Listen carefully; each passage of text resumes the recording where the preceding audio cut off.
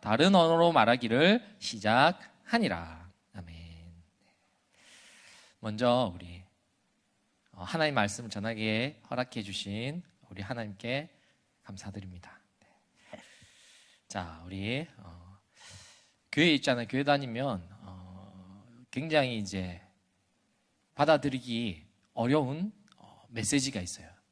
굉장히 이해하기 어렵고 별로 상상이 안 가는, 뭐 좋겠지라고는 하는데 별로 상상이 안 가는 하나의 아주 중요한 단어가 있어요. 그게 뭐냐 하니까 천국이에요. 천국. 세상이 점점 더 각박해지고 또 난리가 나니까 이 천국에 대해서 진짜 뭔가 생각하고, 아, 세상이 이러니까 천국도 이렇겠지라고, 그게 아니라 점점 우리 실상과 현실은 이 천국하고 멀어지고 있는 것 같아요. 그래서 더욱더 천국과 그 이미지가 멀어지는 것 같습니다. 우리 뉴스 보면 뭐 코로나 전염병 뭐 말할 것도 없고 막 아프간 뭐 총쏴 죽이고 막 난리가 납니다.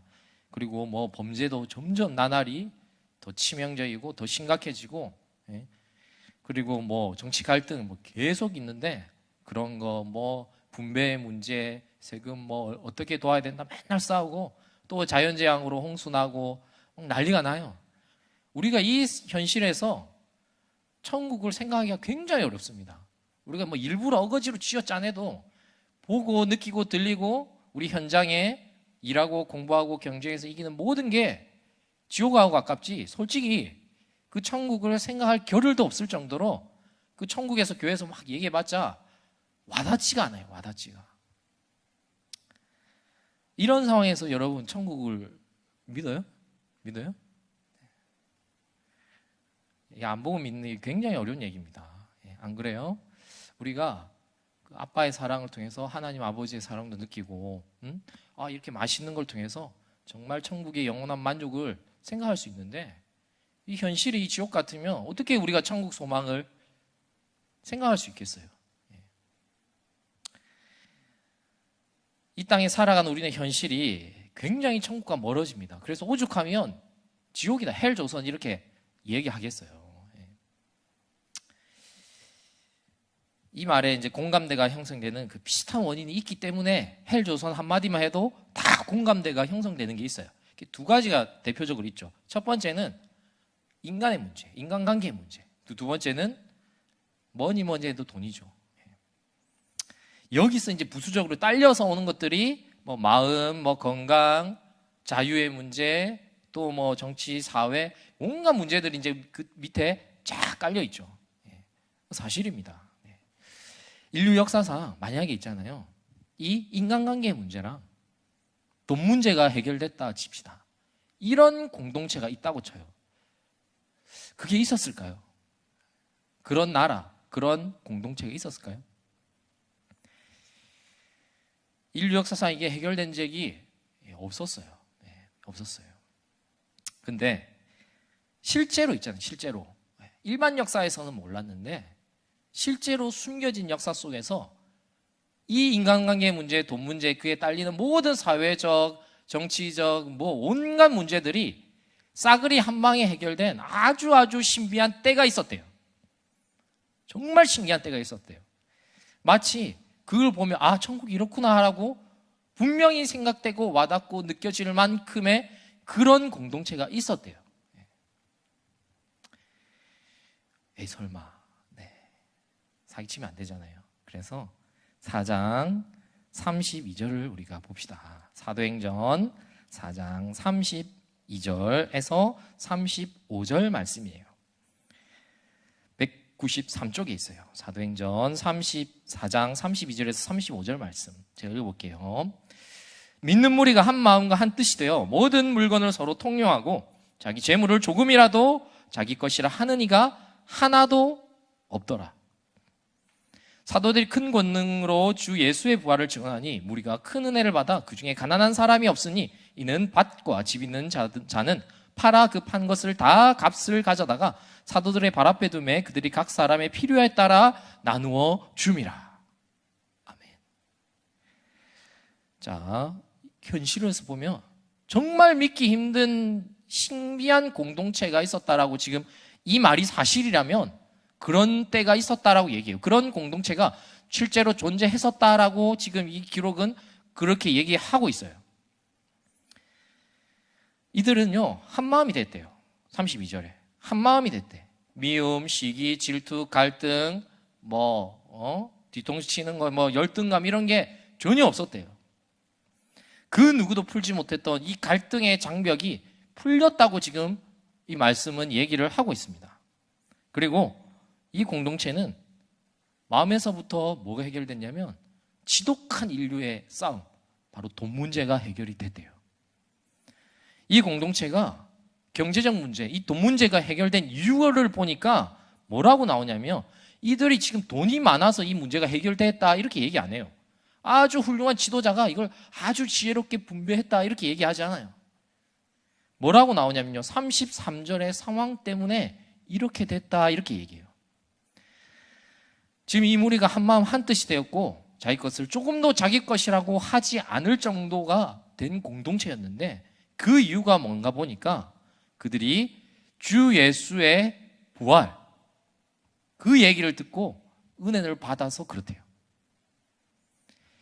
여러분, 세상은요, 다 이제 세상이 정의론도 다 분배정인데 돈의 분배 문제, 그리고 권력의 분배 문제, 그리고 건강, 마음, 그 다음에 이런 교육의 불평등, 이런 모든 문제를 복지로 해결하려고 하기도 해요.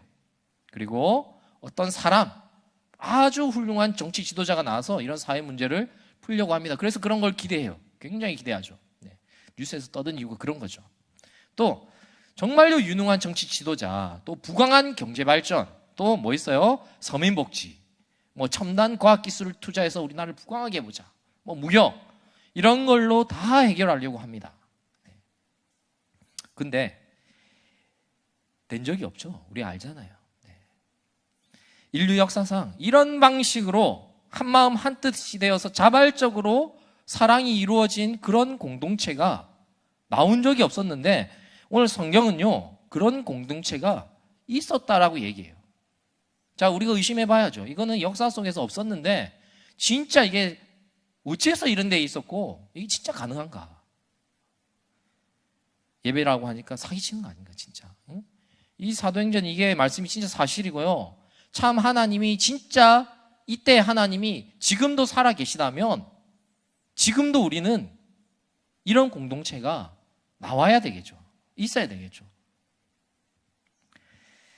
만약에 이 얘기가 사실이면요, 뭔 얘기 하냐면요, 교회는요 단순한 종교 서비스를 제공하는 곳, 구원의 천국 티켓을 파는 곳이 아니고요, 모든 인류가 겪었던, 모든 인류가 가장 고민하며 힘을 쏟았던 모든 인간관계와 정치와 사회와 경제와 문화와 교육의 모든 부분에서 유일한 해결책을 지닌 곳이다라는 게 돼요.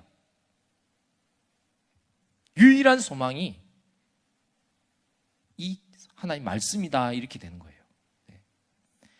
모든 인류의 모든 것에 유일한 해결책이다라고 결론을 지을 수 있는 거예요.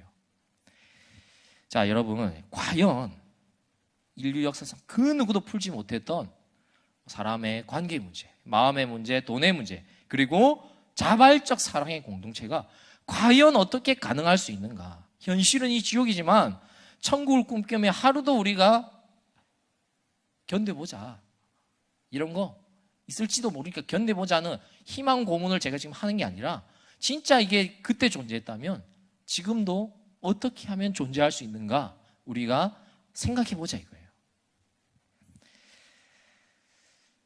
분명히 역사 속에서 그런 것이 있었대요. 그리고 우리도 당연히 그렇게 돼야 됩니다. 이걸 믿고 추구하는 게 우리 특권이자 사명인데요. 그러면 어떻게 이런 공동체가 있을 수 있었는가, 그 공동체가 어떻게 탄생하게 됐는가를 살펴보면 그 비결이 나오겠죠. 그래서 그 앞에 내용을 살펴봅시다. 2장이에요. 2장에 보면 이 공동체가 어떻게 탄생하게 됐는가가 나와 있어요. 자, 2장 1절부터 보면요, 우리가 잘 아는 오순절의 성령 강림 사건이라고 합니다. 이 오순절 하면요, 우리 뭐 오순절 순복음교다 이렇게 딱 떠오르실 텐데 그런 게 아니고 교회의 생일 이렇게 생각하면 돼요. 교회가 처음 탄생한 날 이렇게 생각하셔야 돼요. 그날 뭔 일이 있었냐? 사람들이 성령을 받아서 방언을 했대요. 방언을. 이게 무슨 소리인가? 자, 신약의 교회가 최초로 탄생하게 됐는데 이 교회의 가치는요, 교회를 세우기 위한 대가가 어느 만큼이었는가를 알면 그 교회의 가치가 생각이 들 거예요. 자, 그리스도의 십자가의 제물로 교회가 탄생했습니다. 이 세상에 모든 것을 제물로 다 바쳐가지고 교회를 하나를 딱 사서 이 공동체가 출범했다 이게 아니고요. 영원하신 하나님이 제물이 되셔서 이 공동체가 나왔대요. 저는 건물이나 종교 시스템을 말하는 게 아니고 구원받은 사람을 이야기하는 겁니다. 교회의 첫 탄생, 그러니까 쉽게 말하면 신생아죠. 막 응양한 딱 그 신생아가 갓 탄생했을 때의 모습이 어땠는가가 그 모습이 사도행전 2장 42절부터 47절에 나와 있어요. 우리 사도행전 2장 42절부터 47절 말씀을 보겠습니다. 그들이 사도의 가르침을 받아 서로 교제하고 떡을 떼며 오로지 기도하기를 힘쓰니라. 사람마다 두려워하는데 사도들로 말미암아 기사와 표적이 많이 나타나니 믿는 사람들이 다 함께 있어 모든 물건을 서로 통용하고 또 재산과 소유를 팔아 각 사람의 필요를 따라 나눠지며 날마다 마음을 같이하여 성전에 모이기를 힘쓰고 집에서 떡을 떼며 기쁨과 순전한 마음으로 음식을 먹고 하나님을 찬미하며 또 온 백성에게 칭송을 받으니 주께서 구원받는 사람을 날마다 더하게 하시니라. 아멘. 자, 우리가 여기서 알 수 있는 한 가지 사실이 있습니다. 그게 뭐냐? 바로 교회는요, 교회가 굉장히 오래됐다고 해서 그 교회가 굉장히 성숙한 것도 아니고요. 교회가 정말로 미숙한, 갓 출발한 교회라고 해서 미성숙한 교회가 아니라는 사실입니다. 자랑할 게 없죠. 그리고 방금 읽은 이 말씀이 교회의 본래적 모습을 이야기해 주는 거예요. 본래 교회는 이래야 된다라는 것을 딱 얘기해 주는 거예요. 참된 교회는요, 그러면 뭔지 알 수 있나요면요, 42절 보세요. 일단은요, 가르침을 받는 교회예요. 가르침을 받는 교회. 가르치는 자와 배우는 자가 있겠죠. 그렇죠? 그리고 진실되고 사랑이 넘치는 교회였어요. 실제로 움직였죠. 그래서 그 결과가 뭐냐니까 안팎으로 칭송을 받는 교회였어요. 교회 안만 아니고요, 밖에 사람들도 보고 존경했어요. 이게 교회의 본래 모습이었대요. 근데 만약에 있잖아요, 교회가 이렇지 않다면 이거는 뭔가 심각한 문제가 있거나 아니면 교회가 아니거나 둘 중에 하나겠죠. 그렇죠? 네. 우리 각 사람인 교회도 마땅히 이렇게 돼야 되는데 이게 진짜 가능한가? 진짜 가능한가? 이런 공동체가 어떻게 해서 가능한 것인가? 그 이유를 이제 우리가 사도행전 2장을 살펴보면서 하나하나 살펴보고 따져보고 검증해보는 시간을 갖고자 합니다. 2장 첫 부분을 봅시다. 우리 2장 1절 딱 펴시고, 자, 사람들이 모여 있어요. 근데 갑자기 무슨 일이 일어나요. 성령 충만함을 사람들이 받아가지고 막 방언을 했다 이렇게 나와 있어요. 자, 1절에 보니까요, 이들이 그 전에 뭐 하고 있었냐 하니까 모여 있었대요. 다혈기다. 사람들이 있잖아요, 모였는데 이들이 무슨 성령 받기를 사모했다거나 아니면 뜨거운 찬양을 막 드렸다거나 방언의 은사를 사모하면서 열심히 열렬히 구하면서 주님께 부르짖었다거나 그런 내용이 없어요. 그런 내용이 없습니다. 이 말씀이 사실이면 일단 이들은 그냥 모여만 있었어요. 그리고 2절을 보면 호련히 하늘로부터 이렇게 나와요. 자, 호련히 무슨 뜻이냐면요, 뜻밖의 갑자기 이 뜻이에요. 그들이 원하지도 않았고 예상하지도 않았고 기대하지도 않은 일이 갑자기 일어나서 놀랐다 이 얘기예요. 그러니까 이들은 열심히 간구한 게 아니에요. 뭘 바라고 소원한 게 아니에요. 네. 뜻밖의 갑자기 신비한 일이 발생해 버려가지고 이들도 놀랐고 그 옆에 있던 사람들, 그 공동체에 속하지 않은 사람도 이게 뭔 일이야 하면서 놀란 거예요. 네. 이걸 전혀 바라지도 기대하지 않았어요. 그 다음에 보니까 4절에 성령이 임했더니 이들이 방언을 말하기 시작했다 이렇게 나와요. 자, 이때 방언은 무슨 방언이냐면요, 알아들을 수 있는 말이었어요. 알아들을 수 있는 말. 그러니까 분명한 뜻을 지니고 있는 다른 나라 언어였어요. 진짜인지 안 그런지 7절, 8절 보세요. 7절, 8절에 보면요, 이렇게 나와요. 그때 그 사람들이, 모인 사람들이 누구냐 하니까 갈릴리 사람들이었어요. 그러니까 애들은요, 뭐 국제무역하는 다양한 언어를 쓰는 분들이 아니었고 그냥 이스라엘의 유대인들, 그것도 갈릴리의 총구석 사람들이었어요. 다수가 어부였겠죠. 네. 갈릴리 총구석 사람이었는데 성령이 임했더니 무슨 일이 일어났나니까 마치 유엔의 국제회의를 보듯이 각 나라들의 언어를 이 이스라엘 유대인들이 구사했다 이 뜻이에요. 8절에서 11절을 보면요, 그들이 말한 언어가 어느 나라 언어인지가 나와요. 어느 나라 언어인가? 자, 소아시아 지역이랑 뭐 온갖 여러 나라들이에요. 이집트도 있고요. 네. 리비아도 있어요. 네. 아라비아도 있네요. 인도 쪽이네요. 그런 나라의 말을 했답니다. 그들은, 이 랭귀지는 분명한 뜻이 있었어요. 그 내용이 뭔가 하니까 하나님의 큰 일을 얘기했대요. 뜻이 있었다니까요. 하나님의 큰 일에 대해서 증언을 했답니다. 그러면 그 하나님의 큰 일이 무엇인지가 이제 14절에 이하에서 이제 베드로가 구체적으로 설명을 해줘요. 그래서 베드로의 첫 설교가 여기서 나오게 됩니다. 이 사건을 놓고요, 두 가지 반응이 나와요. 두 가지 반응. 12절에 보면요, 사람들이 다 놀라서 당황했다 이렇게 나와요. 그러면서 해석이 나오죠. 대낮에 이 사람들이 대낮부터 술 취해서 이렇다 이렇게 나와요. 그리고 14절에 또 다른 해석을 베드로가 얘기합니다. 베드로의 해석은 이거예요. 이 사건은 이 사람이 술 취한 게 아니고 정신이 나가서 막 헬렐레 이런 게 아니고 뭐다? 성경에서 예언되었던 사건이 이루어진 것이다 이렇게 얘기해요. 그러니 놀랄 일이 아니다 이렇게 얘기해요. 이렇게 쭉 설명해 주고 나서요, 오늘 말씀의 제목대로 베드로 사도는 결론적으로 성령 받는 비결에 대해서 얘기를 해줍니다. 어떻게 하면 성령을 받을 수 있는가? 자, 2장 38절을 보세요. 2장 38절. 베드로가 이르되 너희가 회개하여 각각 예수 그리스도의 이름으로 세례를 받고 죄의 사함을 받으라. 그리하면 성령의 선물을 받으리라. 성령을 받는 비결이 여기서 나와주고 있어요. 자, 베드로 사도는요, 이 방언 사건을 놓고 너무 놀라 당황하는 무리들에게 우리도 열심히 기도하면요 성령을 받을 수 있습니다. 방언의 은사를 받읍시다. 방언을 사모합시다. 여러분 연습하세요. 성령 집회를 열어서 우리가 뜨겁게 기도하면서 하나님께 부르짖고 나아갑시다. 우리가 다 함께 성령 받기를 사모합시다. 우리가 열심히 헌신하고요, 잘못된 죄악들을 회개하고 하나님 앞에 부르짖으며 나아갑시다. 여러분 부르짖으세요. 이런 얘기 한 적이 없어요. 그런 얘기 없습니다. 그저 지금 이 사건이 왜 생겼고 무슨 뜻인지를 설명해 줘요. 이 말씀이 진리고 살아계신 말씀이라면 그대로 돼야 되겠죠. 그랬더니 그 다음에 사람들도 성령을 받았다라고 얘기하고 그날의 신도의 수가 엄청 많아졌대요. 엄청 많아졌대요. 자, 그러면 베드로가 도대체 무슨 설교를 했는가를 우리가 살펴봐야 되겠죠. 그렇죠?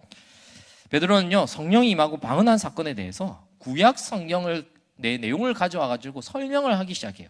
그게 베드로의 첫 설교인데, 자, 그 결과 첫 교회가 탄생했어요.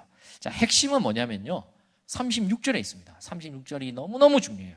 딴 거 몰라서 진짜 36절은 마음에 새겨야 돼요. 왜냐하면 베드로가 마음에 새기라고 돼 있어요. 써 있어요. 뭐라고 돼 있냐? 온 이스라엘, 온 집은 확실히 알지니 이렇게 돼 있어요. 중요한 구절이죠. 네. 그게 베드로의 결론이에요. 뭐라고 나오냐? 그런즉 이스라엘 온 집은 확실히 알지니 너희가 십자가에 못 박은 이 예수를 하나님이 주와 그리스도가 되게 하셨느니라. 여러분 아멘 가능하신가요? 여러분 확실히 알아요. 확실히 알라. 이렇게 얘기해요. 예수가 뭐다? 주와 그리스도시다. 우리 온사랑교회 청년 여러분 이게 동의되세요? 동의돼요? 네. 자, 이제 이어서 다른 거죠. 이어서 이 사람들과 우리가 다른 거예요. 왜요? 37절에 보면요, 그들의 반응이 나와요. 어떻게 반응했죠? 37절에 이 말을 듣고 마음에 찔려 베드로와 다른 사도들에게 물어 이르되 형제들아 우리가 어찌할꼬? 이렇게 반응했어요. 오늘 나 있잖아요. 본래 교회 모습이 없는 이유가요 있습니다. 뭐가 없죠? 네, 회개가 없어요. 네. 참된 애통의 회개가 없습니다. 베드로의 설교를 듣고 일어난 결론의 반응이 37절이에요. 그리고 그 후속 조치가 38절입니다. 이게 성령 받는 비결이에요. 자, 그러면 38절을 우리 볼게요. 38절. 핵심 단어가 4개가 나옵니다. 회개, 세례, 죄사함, 그리고 성령. 자, 근데 동사로 엮여 있는데요. 보세요. 회개하라, 세례 받으라, 죄사함 받으라, 그러면 성령이 공짜로 받는다. 성령을 공짜로 받는다. 이렇게 돼 있어요. 자, 보세요. 세례는요, 교회가 주는 거예요. 맞죠? 죄사함도요, 하나님이 죄를 사든 말든 하나님이 하시는 거예요. 그리고 성령 받는 건 그 다음에 자동으로 공짜로 이루어지는 결과예요.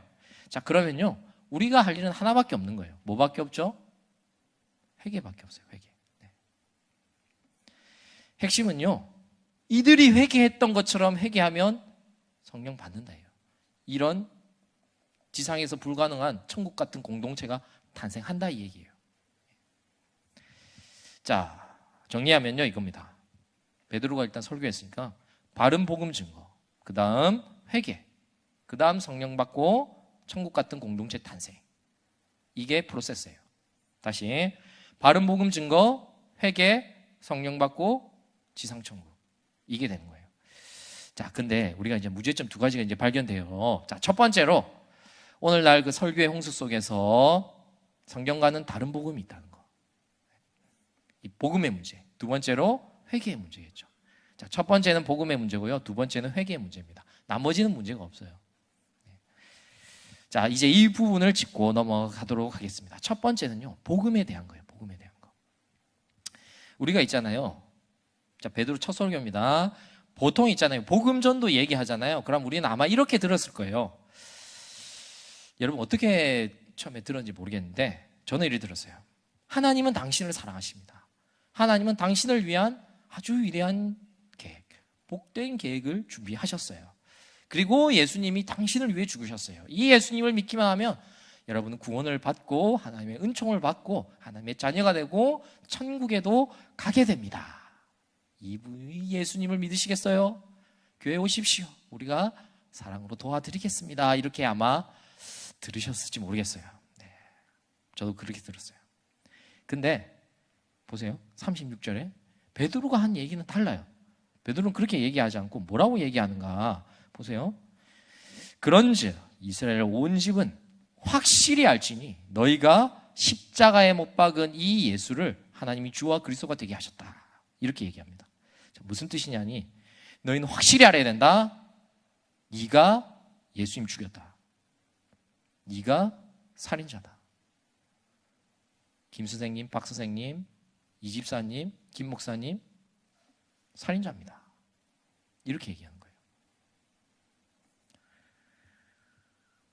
베드로는요, 예수님이 너희를 위해 죽겠다 이렇게 얘기 안 하고요, 네가 예수님 죽였다 이렇게 얘기를 해요. 너희는 살인자다 이렇게 얘기해요. 감상하는 노래로 얘기하는 게 아니라 실제 사건으로 얘기하는 거예요. 그래서 이들이 가슴이 찢어졌다 이렇게 얘기해요. 근데 우리는 그래, 그게 맞아, 맞는 말이지 하고 넘어가는 거죠. 이제. 많은 이유가 있겠지만 우리는 다 알아요. 예수님의 스토리 우리는 드라마의 대본을 다 알고 있어요. 그러니 그 드라마를 봐도 감흥이 없어요. 네. 그러면 우리는 뭐 어떻게 생각해야 되냐면 지금 이 얘기를 듣는 이 사람들의 입장에서 우리가 조금 생각해 봐야 돼요. 2020년 전에 이들이 실제로 베드로 포함해서 십자가에 못 박은 자리에 있던 사람들이 있었을 거예요. 베드로도 있었죠. 그렇죠? 네. 근데 없던 자들도 분명히 있었을 거예요. 물론 우리도 없었어요. 근데 오늘 성경에 보면요, 있던 그 예수님을 못 박았던 있던 자들이나 없던 자들에게 다 똑같이 얘기해요. 그리고 다 똑같이 회개했다 이렇게 나와요. 일부만 회개했더라 이렇게 얘기 안 하고, 죽여서 동참했던 그 자리에 있던 사람들이든 그 자리에 없었는데 나중에 뭐 그 공동체에 속하게 된 사람들한테도 네가 살인자다 이러면서 그들도 똑같이 회개하는 일이 있었대요. 난 안 죽였는데 뭘 살인자라고 그러냐, 이런 반응이 없었어요. 자, 이게 무슨 뜻인가 잘 보세요. 여러분, 원래 있잖아요, 이 유대인들이잖아요. 지금 이 유대인들은요 예수님을 좋아했어요. 원래 죽이는 거 그들이 상상도 못했을 거예요. 왜냐하면 예수님을 믿고 따랐어요. 예수님을요 얼마나 좋아했냐면요, 예수님 있잖아요, 막 그 예루살렘 성전에 들어올 때요 사람들이 자기 옷을 깔면서 열렬히 호산나 하면서 환영하면서 난리가 났어요. 그분이 왕이십니다 하면서 맞이했다니까요. 그 백성들이 시키지도 않은 환영 인사를 했어요. 왜 그렇게 했냐 보니까 이 예수님은요 좋은 사람이었어요. 얼마나 좋은 사람이었냐, 능력도 있었어요. 병도 고치고요, 타고난 리더십이 있었어요. 사람들 막 끌고 다녔고, 또 불굴의 의지와 결단력도 있었어요. 막 불 위에 굴하지도 않았어요. 그리고 사랑도 많았어. 그렇죠?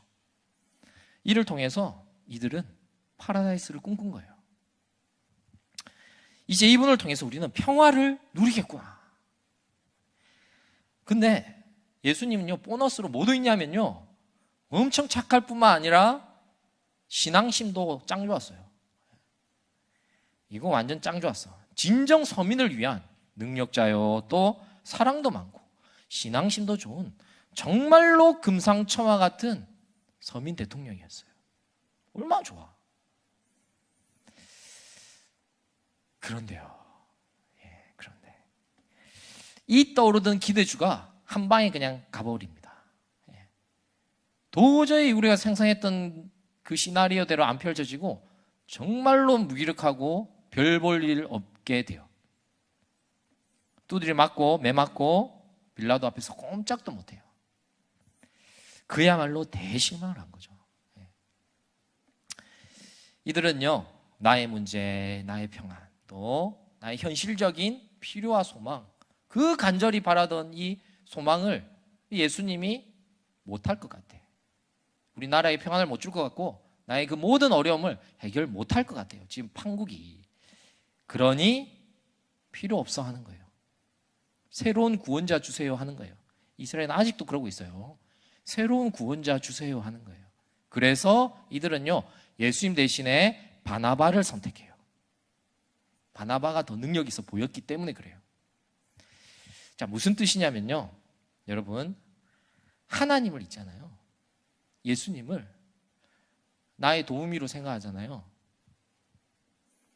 나의 모든 어려움, 나의 진짜 정말로 필요한 절실한 필요들, 그 뭐 인간관계든지 뭐 돈이든지 건강이든지, 건강도 이제 불치병 걸리면 뭐 정말 심각하잖아요. 그 모든 뭐 결혼, 직장, 자녀, 나의 모든 미래 등등 많잖아요. 그 원하는 바, 어쨌든 그 원하는 바를 해줄 수 없다고 판단이 들자 버렸어요. 해주지 않아서 버렸어요.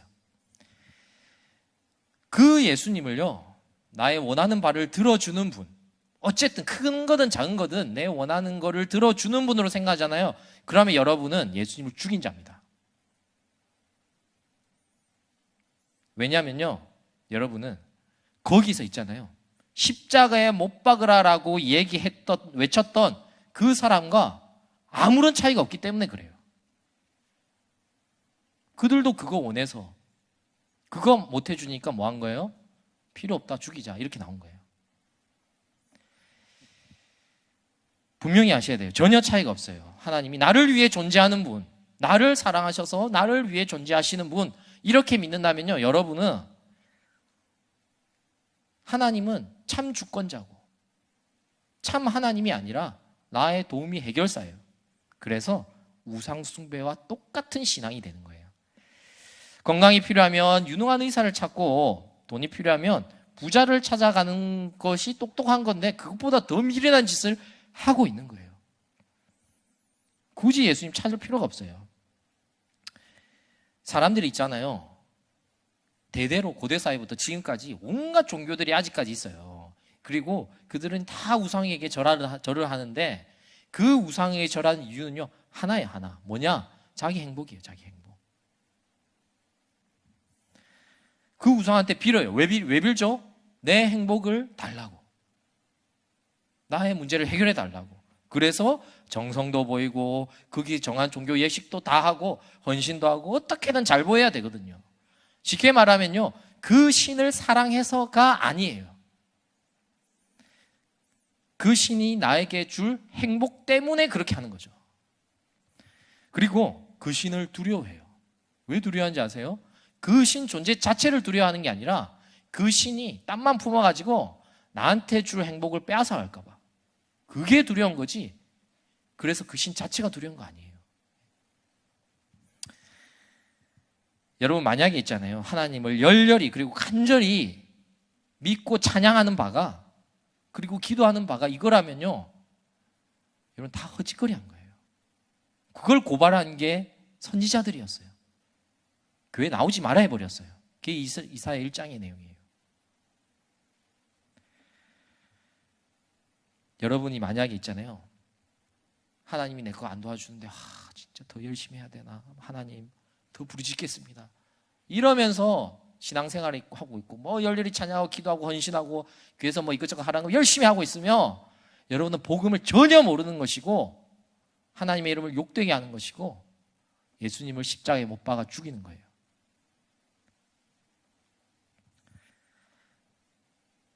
왠지 아세요? 왜냐면요, 나의 원함과 요구가 충족이 안 됐을 때요, 바로 등 돌리게 돼 있어요. 그게 교회 떠납니다. 바로 등 돌릴 것이기 때문에 그래요. 실제 사건이 있었어요. 언제? 예수님 때도. 누굴까요? 부자 청년이 그랬어요. 바로 떠났어요. 근심하며 떠났어요. 그는요, 말씀도 지켰고요, 인정도 받았고요, 신앙도 좋았어요, 영생도 원했습니다. 그래서 예수님께 찾아왔지만 자신의 원함이랑 예수님의 요구가 충돌이 났어요. 그래서 등을 돌린 거예요. 자, 이거 우리 이야기를 하나를 해드릴게요. 이야기 하나. 제가 있잖아요, 사실 겁을 상실했죠. 이런 얘기하면 이유가 있어요. 자, 이제 미국에 뉴욕 맨하탄에 별장이 하나 있습니다. 별장. 반응이 없네. 별장이 하나 있어요. 집주인이 저겠죠. 접니다. 그리고 그 살다가 있잖아요, 뒷골목에서 이렇게 이제 노숙자처럼 살아가던 톰하고 제리를 만났어요. 걔네들이 빚이 엄청 많아가지고 숨어서 도망다니고 있었는데 제가 돈이 많아가지고 그들의 빚을 다 청산해주고 우리 집에 데리고 왔어요. 그래서 톰한테는 이제 정원 관리를 좀 해라, 그리고 모든 생계를 내가 책임져 주겠다, 이러고 했었고, 또 제리한테는 이제 집안일을 좀 관리 좀 해다오 하고 맡겼어요. 그리고 이제 내가 이제 출장 가려고 한국에 이렇게 잠깐 갔다 오겠다, 그러니까 집 좀 잘 보고 있어 주세요 하고 한국에 출장을 갔어요. 생각보다 일이 늦어지니까 요놈의 톰이 딴 마음을 품어버렸어요. 무슨 마음 품었냐? 주인 돈을 다 삥땅 치고 정원 관리는 안 하고 뭐 했어요? 술 먹고 막 나쁜 짓을 많이 했어요. 도박도 하고 도둑질도 하고 하여튼 주인의 재산도 다 빼앗아 먹었어. 그러고 있었는데, 그래서 동네 사람들이 아니 저 김희성의 그 좋은 별장에 이렇게 은혜를 베풀어 줬는데 저 인간 저 나쁜 놈 주인의 은혜를 악으로 갑다니 일하면서 동네 사람들이 다 톰을 욕을 했어요. 근데 제리는, 내가 이제 한국에 출장 가니까 이 제리는 더 집안일을 열심히 하는 거예요. 엄청 열심히 집안일을 했어요. 그래서 사람들이 야, 제리 봐라, 저 얼마나 열심히 하냐, 훌륭한 사람이다 하면서 칭찬을 쫙 받았어요. 네. 때가 됐어요. 네. 제가 맨하탄에 왔습니다. 네. 어떤 일이 벌어질까요? 네. 자, 어떤 일이 벌어질까요? 네. 톰 딱 걸렸죠. 네. 톰이 딱 걸렸어요. 그래서 톰이 비는 거예요. 아, 주인님, 내가 잘못했다고, 용서해달라고, 내가 도둑질도 하고 삥땅 쳤다고, 잘못했습니다. 확 비는 거예요.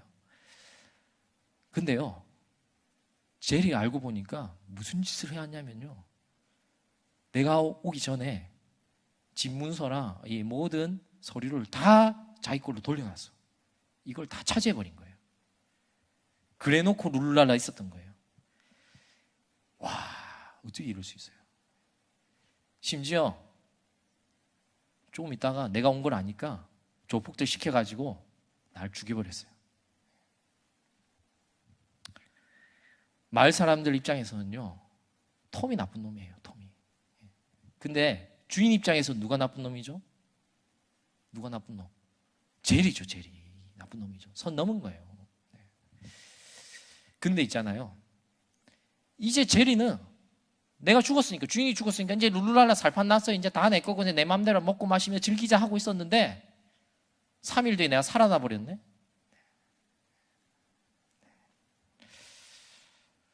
메리는 어떨까요? 제리는 어떨까요? 망했다. 근데요, 제가 알고 보니까 김일성이 누구였다? 미국 대통령 아들이었어요. 죽은 거죠, 죽은 거. 37절 말씀입니다. 어찌할꼬.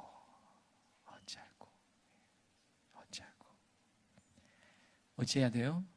회개해야죠, 회개.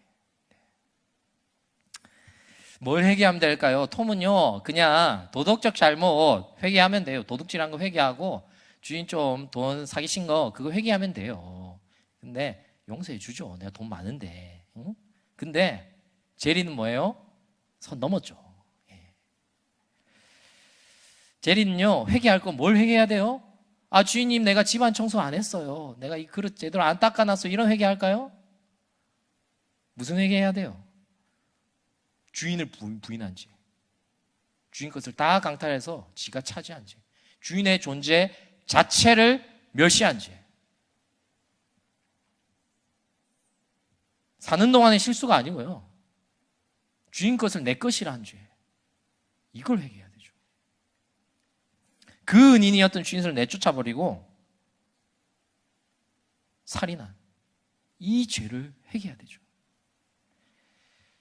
그러니 제리가 할 회개는요, 주인님 한 번만 살려주세요. 내가 정신 차리고 똑바로 살겠습니다. 내가 정신이 나갔어요. 내가 미쳤습니다. 내가 주인인 채 했어요. 용서해 주세요. 이렇게 비는 것밖에 없어요. 여러분 있잖아요, 우리 진짜 죄가 뭔지를 생각하셔야 돼요. 도덕윤리 얘기하는 거 아니에요, 성경은.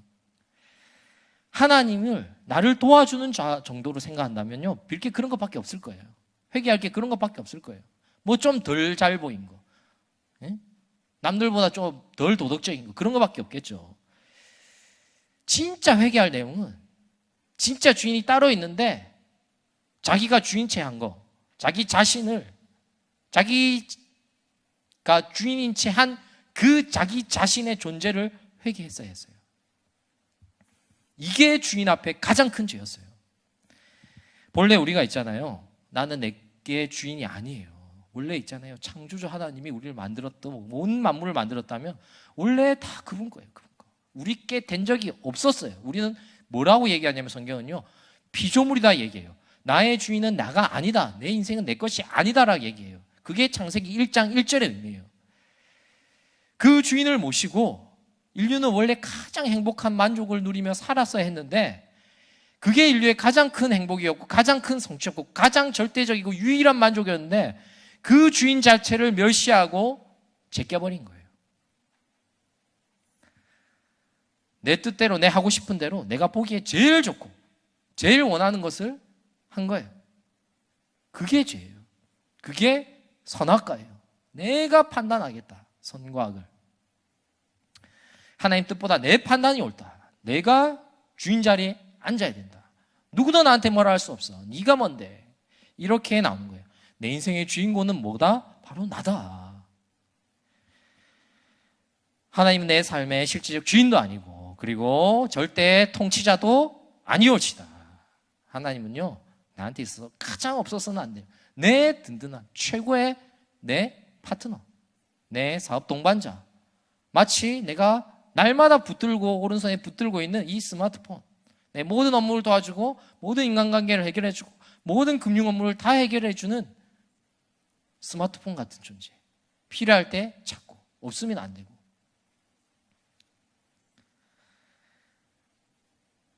필요할 때나 부르고, 기능은 많으면 좋고, 전능할수록 좋고. 왜요? 나한테 많은 서비스를 제공할 테니까. 얼마나 좋아요. 찬양할 때나 부르고, 기도할 때나 찾고, 설교 들을 때나 생각하고. 하나님은 내 인생, 내 생명을 결코 좌지우지하는 분이 아니세요. 내 존재 전체의 지배자가 아닙니다. 그는 죽은 존재예요. 그러니 나의 존재를 주님께 몽땅 드릴 수는 없어요. 이게 메리의 죄예요. 이게 제리의 죄예요. 네, 메리, 제리 헷갈리네. 이게 있잖아요. 성경에 나오는 이스라엘의 고질적 죄악이었어요. 고질적 죄악. 돈이 필요할 땐 돈을 믿고, 하나님이 필요할 땐 하나님을 그래서 믿었어요. 바알도 믿고 하나님도 그래서 믿었어요. 아니 목사님, 난 착하게 살았는데 예수님 죽였다고요? 네, 죽였어요. 그게 주인을 죽인 겁니다. 내가 주인 되어 살았던 죄, 하나님 업신여긴 죄, 이보다 큰 죄는 없어요. 바로 이 죄가 회개돼야 돼요. 베드로는요 38절에서 바로 이 죄, 네가 주인이 죄, 네 맘대로 했던 그 모든 것, 그게 가장 큰 죄다, 그걸 회개해야 된다라고 이야기를 했던 겁니다. 부활한 나는 이런 죄리를 그저 용서해 줬어요. 다 받아줬어요. 그래서 다시 제리랑 같이 살았어요. 제리는요 이따금씩 여전히 집안일 실수할 수 있고 또 주인한테 불만을 품을 수도 있어요. 그래도 이 제리는 적어도 이 주인 하는 꼴 내 마음에 안 드는데 내가 언젠가는 내가 다시 한번 문서 작업해서 이거 내가 다 강탈해야지, 이런 생각은 안 품을 거예요.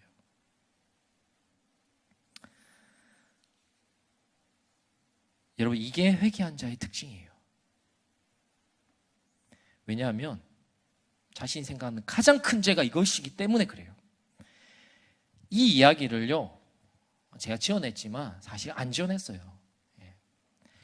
마태복음 21장 33절에서 40절에 예수님은 포도원 농부 비유를 통해서 이 얘기를 똑같이 이미 하셨어요.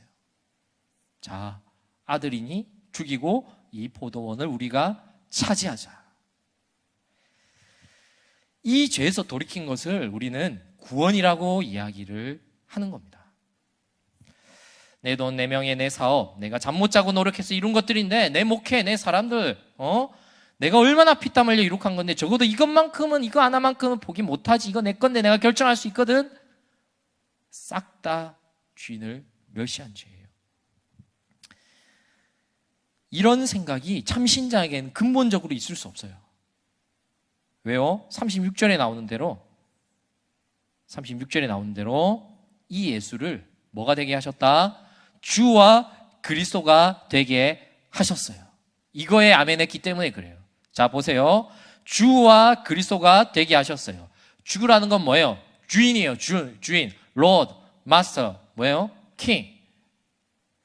주인이다 이거예요. 주인. 그분이 주인이다 이거예요. 그리고 그리스도, 히브리어 뭐예요? 메시아, 나의 구원자다 이거예요. 그걸 믿는 거예요. 그걸 믿는 거. 주인이라 믿는데 주인 자리를 다시 빼앗는다고요? 말이 안 되는 거죠. 아니 목사님 어떻게 그렇게 확단할 수 있나요? 지금 회개하라 이런 내용에 그런 말씀이 없는데요 라고 나오잖아요.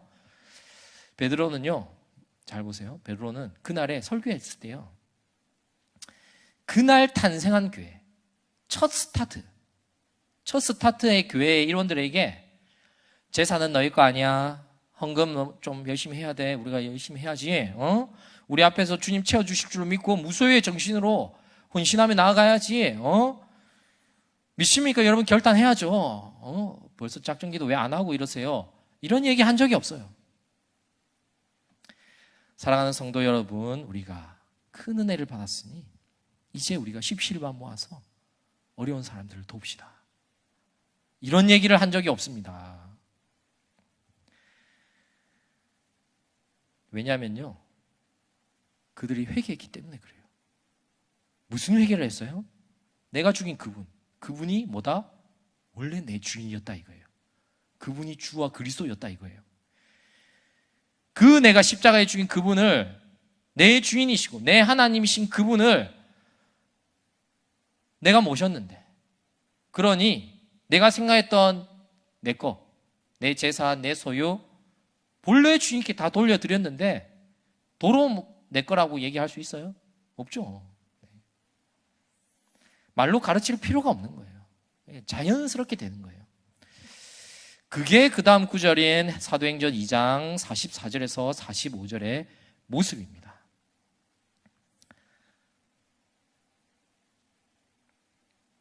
이들은 나중에 어디까지 가냐면요, 한술 더 따가지고 심지어 자기 생명도 안 아까워해요. 그리고 겁을 상실합니다. 왜요? 자기 생명이 자기가 아닌데 뭐 하나님 다 책임져 주신다는데. 세상 보기에는 있을 수 없는 공동체가 그렇게 해서 탄생한 거예요. 말도 안 되는 공동체가 생기고, 절대로 모든 인류가 어떤 학문과 능력과 지도자와 어떤 정책이 해결하지 못했던 그 갈등의 장벽을 부수는 그런 일이 생겨버린 거예요.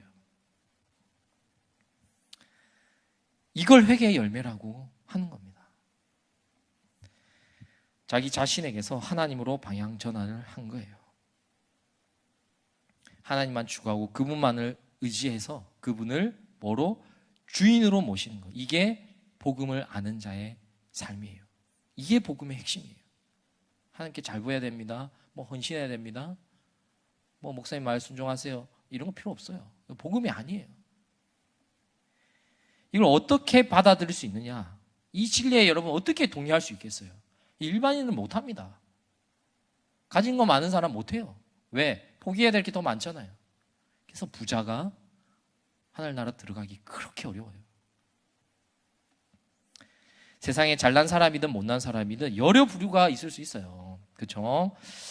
근데 중요한 거는요, 내 돈이냐, 내 재산이냐, 뭐 내 자신이냐, 내 것이 아니라는 사실에 있어요. 이게 근본적인 사상으로 바뀌는 게 회개고 구원이에요. 모두 신실하신 주님께 속했다라는 것, 그게 복음이고 하이델베르크 요리문답 제1문이에요. 그러니 여러분 있잖아요, 이 진리에 동의한다면 여러분은요, 한 번도 교회에 헌금한 적이 없습니다. 그리고 한 번도 자기 자신의 집과 자기 자신의 차나 자기 자신의 돈을 가진 적이 없어요. 여러분은 한 번도 자기 회사나 내 교회를 가진 적이 없는 거예요. 왜? 원래 다 하나님 것이었고, 처음부터 하나님 것이었고, 영원히 하나님 것이거든요. 다 하나님 것이거든요. 그 본래의 자리로 돌려놓고 이제 나는 뭐한다? 주님하고만 사는 거예요. 모든 것의 주인이신 그 주님하고 사는 거예요. 그걸 뭐라고 얘기하냐면요, 영생이라고 얘기해요. 그게 영생이에요. 여러분, 내가 있잖아요, 욕심 부리고 뭐 게으르고 뭐 사람 때리고 뒤에서 욕하고 뭐 잘못한 거 그 회개하는 거, 그거 회개하는 거는요, 톰이 하는 거예요. 톰이. 주인이 보기에 진짜 심각한 죄는 뭐예요? 누구예요? 죄리예요. 죄리. 선 넘은 거예요. 용서 받지 못할 죄인은요, 죄리예요. 죄리. 살려준 주인의 은혜를 악으로 받고 주인의 모든 것을 빼앗아 그 주인을 멸시하고 룰랄라 살다가 뭐 한 거예요? 마침내 모든 걸 차지하려고 그 주인을 죽여버렸어요.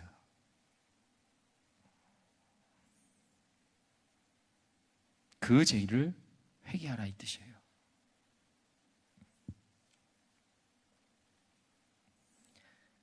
이 회개할 때 주님이 이렇게 말씀하시는 거예요. 뭐라 말씀하시느냐? 네가 날 죽였지? 근데 사실 내가 널 위해 죽은 거야. 이렇게 말씀하시는 거예요. 이게 복음의 은혜입니다. 마지막으로 우리 이 회개의 자리에 대해서 조금 설명을 하고자 합니다. 회개의 자리가 어떤 자리인가? 저라면 죄를 불러다 일하겠죠. 법정에 고발하면서 인간 이거 어떻게 이럴 수 있냐 이래 했을 거예요. 그리고 회개 안 하면 얄짤 없어 들어가 이렇게 했을 거예요. 내가 이렇게까지 너를 사랑해 줬는데 너 끝까지 회개 안 해? 그럼 뭐 지옥불밖에 없어. 이렇게 했을 거예요.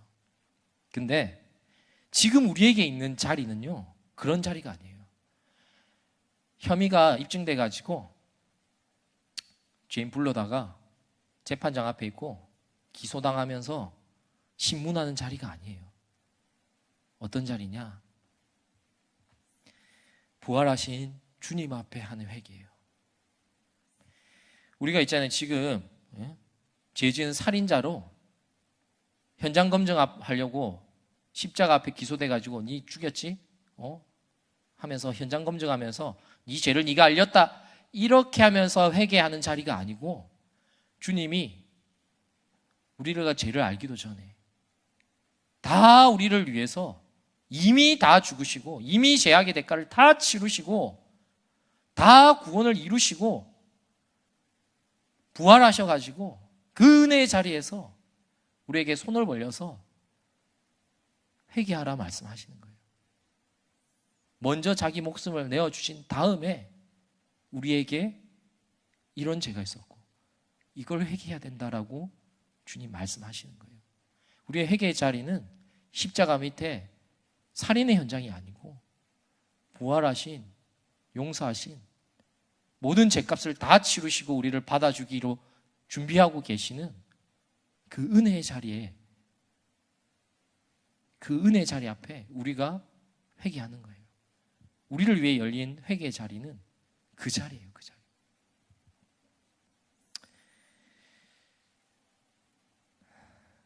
여러분, 우리가 속아서 알잖아요. 예? 열심히 해야 된다. 네가 끊지 못한 죄가 있다. 너희 더러운 거 회개해라. 가톨릭은 고해 성사도 만들었어요. 그래서 습관을 고쳐라. 헌신해라. 또 하나님 말씀이 잘못된 부분들 열심히 기도하고 순종해라. 뭐 많잖아요. 목이 터져라, 부르짖어라. 뭐 많잖아요. 여러분 10년, 20년 다 해봤잖아요.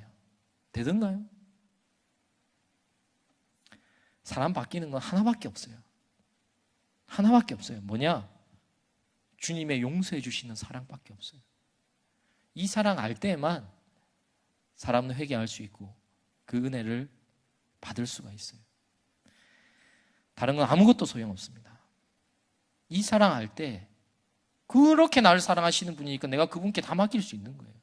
그렇게 나를 다 아시고 내 주인이시고 나를 모든 걸 책임져 주시고 내가 반역하고 반항하고 심지어 그 선 넘은 그 주인 자체를 말살시키고 멸시한 업신여긴 그 죄악도 용서하셔서 다 나를 위해 죄악을 다 지시고 나를 사랑하시는데 어떻게 뭐 다른 더 큰 사랑 뭐 어디 기웃거리겠어요? 다른 거 어디 뭘 어디 의지하겠어요?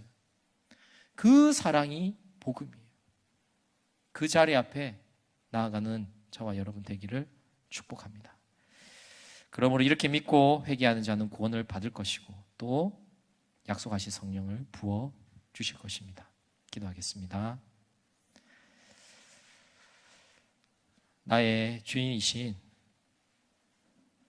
나의 주와 그리스도가 되신 주 예수님, 주님은 내가 미국의 맨하탄의 별장 주인인 줄 알았는데 사실은 나는 톰도 아니었고 젤이었습니다. 주님, 나는 풀풀 나는, 냄새 풀풀 나는 죄인입니다. 쓰레기 더미에서 나를 건져주셨는데 배은망덕도 유은수지 그 주인을 완전히 말살시키고 묵상하며 모든 생각과 사상과 행동에서 하나님 없이 생각했고 나 자신을 최고로 여기며 나 자신을 위해서만 살았습니다. 그러기 위해서 열심히 살았고요. 착하게 살았고요. 존경받기 위해서 그거 원해서 내 만족 위해서 살았습니다. 그리고 필요할 때는 하나님 찾았습니다. 그래서 그 하나님은 나의 든든한 생활 파트너, 참으로 전지전능한, 모르는 거 있으면 네이버 검색해서 물어보듯이 언제든 나를 도우기 위해 대기 중인 나의 든든한 만능 비서로 생각하면서 헛되게 거짓되게 주를 모독하고 주님의 주인 되심을 멸시하여 짓밟았습니다. 착하게 사는 거, 열심히 사는 거 예수님 안 믿어도 얼마든지 더 선하게 살 수 있습니다. 그런 걸 우리는 복음이라 말하지 않습니다. 신앙이라고 말하지 않습니다. 그 정도 뭐 성공하고 그 정도 뭐 바뀌는 거 우리는 그런 걸 하나님의 능력이라고 말하지 않습니다. 주님, 복음은 예수 그리스도께서 우리의 주와 그리스도가 되신다는 것, 주인이시고 구원자시고 왕이시고 제사장이 되신다는 그 유일한 사실에만 있습니다. 이제 우리는 성경이 얘기한 대로 그 약속대로 예수 그리스도를 믿고 나아가기를 원합니다. 하나님께서 바로 이분을 구별하시고 미리 택하셔서 이 세상에 보내어 주심으로 이제는 우리가 다른 그 어떤 것, 그 누구도 찾을 필요가 없습니다. 그러므로 이제 우리에게 남은 단 한 가지 일은 오직 그리스도께만 모든 영광을 드리고 그분만을 믿고 그분만을 의지하고 그분만을 의뢰하고 그분 안에서만 힘을 얻고 모든 삶을 살아가는 가운데 다른 모든 도움을 경멸하고 물리치는 일입니다. 이 진리 안에 살아갈 수 있도록 도와주시옵소서. 우리는 그럴 힘도 없고 능력도 없사오니 주님이 도와주시옵소서. 무에서 유를 창조하시는 그 능력으로 우리를 건져 주옵소서. 그 주 예수 그리스도의 이름으로 기도드립니다.